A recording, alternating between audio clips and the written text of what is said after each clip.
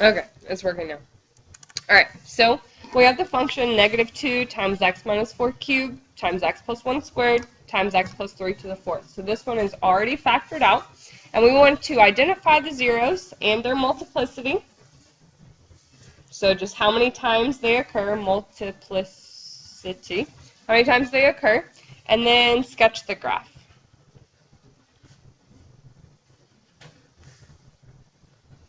All right, so since it's already in factored form, to find the zeros, I'm just going to take each of my factors, so x minus 4, x plus 1, and x plus 3, and set them equal to 0, right, and see what x is equal to.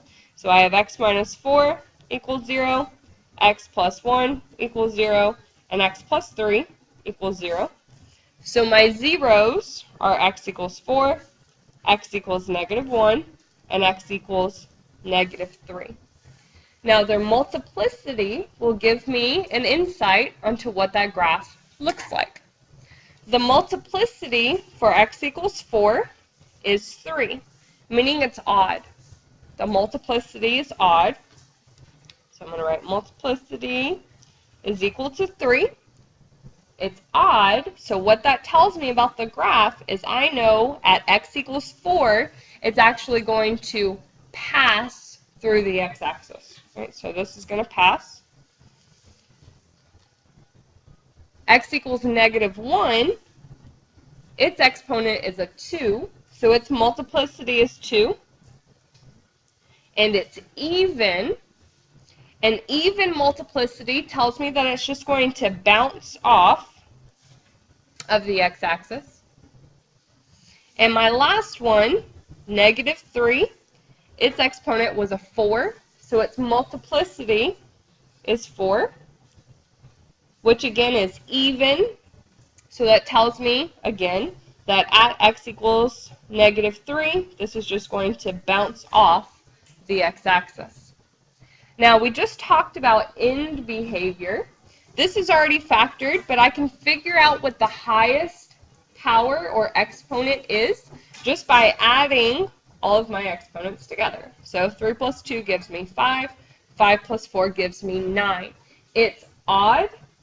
The highest power is odd, and the leading coefficient is negative, right? I have an odd power, and the leading coefficient is negative.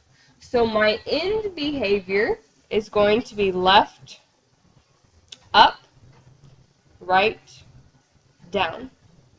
I'm going to use the end behavior and the multiplicity of each of my zeros to find a more accurate graph of this function. I still don't know exactly what it looks like, but it's going to give me a rough idea. So I'm going to go ahead, I'm going to come over here, and I'm just going to plot my x-intercepts. So I know I'm passing at 1, 2, 3, 4, and I'll go ahead and put a dot there. I'm passing at, or crossing, touching something at -1, and then again at -3. Now, think of my end behavior. On the left, I'm going up, right? On the left, I should be going up.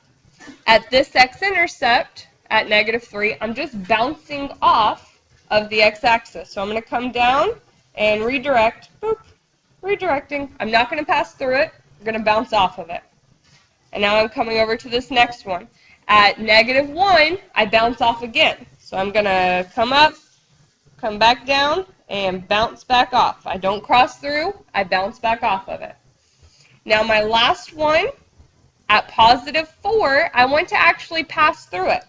So I'm going to come up, come back down, and my end behavior on the right is down. So I just come straight down, right? Bounce, bounce, pass. My end behavior is left up, right down. And so there, albeit a very rough sketch of my graph, but it does look something like that. Okay, so using the end behavior and the multiplicity of each of the zeros, I can get a rough sketch of my graph.